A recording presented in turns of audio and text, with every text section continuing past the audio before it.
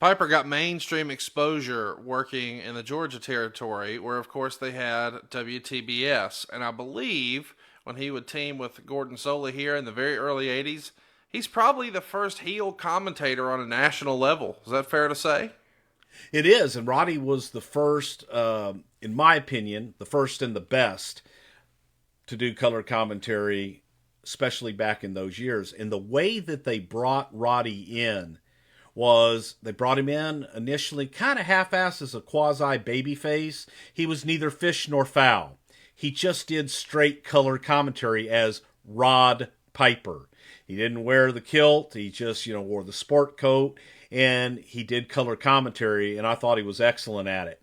When the time was right, he started needling the top babyface, Bullet Bob Armstrong, and just, the skinny little bird legs there couldn't beat me.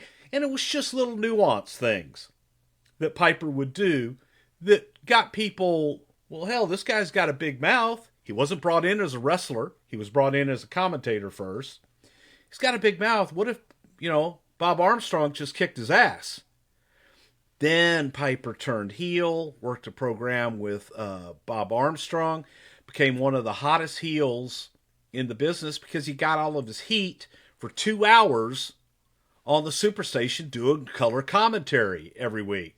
So people wanted to see him get his ass kicked. And then when the time was right, they made the switch, turned Roddy babyface because they had Don Morocco accidentally knock Gordon Soley.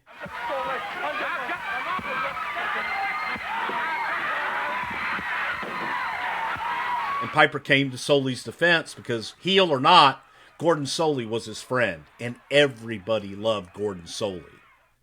So it was a great, national exposure, the first real national exposure that Hot Rod had. He, of course, had tremendous success in the Carolinas, working in the Mid-Atlantic territory for Jim Crockett Promotions. He befriends Flair there, has a big part in Starrcade with a tremendous match with Greg the Hammer Valentine. Maybe the most famous chain match ever. Is that fair to say, Bruce? Yeah, they had the dog collar chain match, and they had sheepskin around the dog collar. And they had to work this match several nights in a row, and the sheepskin, when it would get wet, and it just ate up their necks completely. And years later, Roddy would tell the stories about how, who in the hell would put sheepskin inside of these things? And it would itch, and just the blood and everything would get mixed with it.